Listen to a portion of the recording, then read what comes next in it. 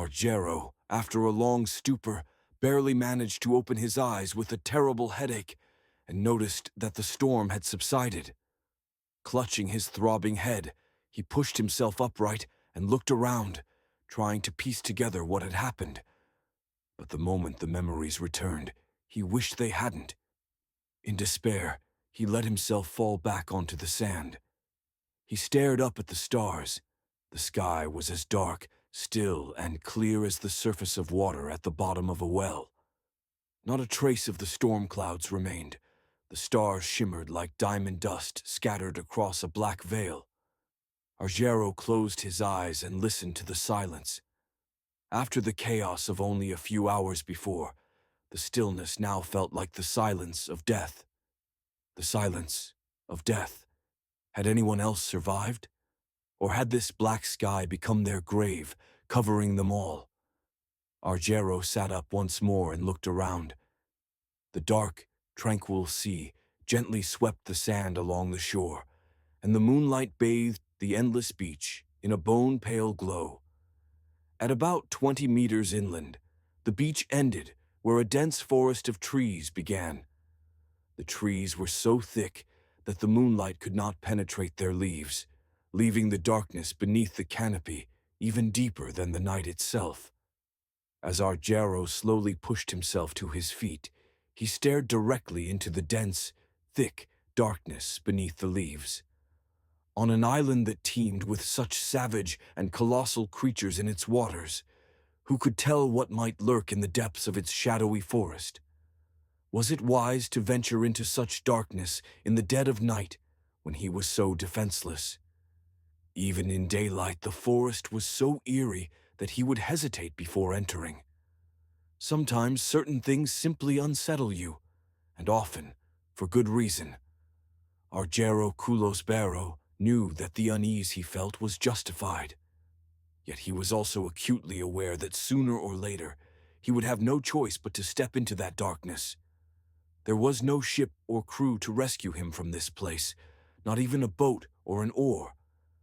However long his stay on the island would be, possibly until the day he died, the forest would become his only hope for survival, or his doom. Eventually, whether he liked it or not, he would have to face that unwelcome darkness. When he stood up, he brushed the sand off himself roughly. His eyes were still fixed on the deep darkness of the forest, which might well spell his end. Then, as he started to walk along the shore, he found himself comparing the forest to a spider, one that had cleverly spun its web and lay in wait for its prey. A spider biding its time for Argero to finally stumble into its trap. And with no ship left to escape, he knew that moment would not be long delayed.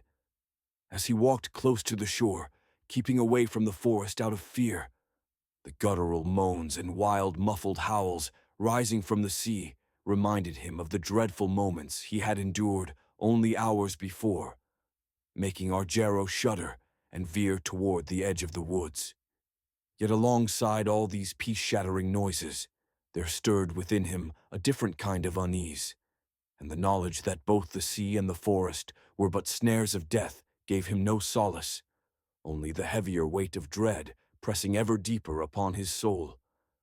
Burdened with tension and a swarm of thoughts, he tried to shut out the strange murmurs drifting from the sea, mingling with the wild cries rising from the forest, sounds utterly unfamiliar to a sailor's ears. Of course, Argero was no stranger to forests, but these sounds were uncanny, unlike anything he had heard before. As he walked along the shore past the edge of the woods, he could have sworn the trees were watching him with hidden eyes.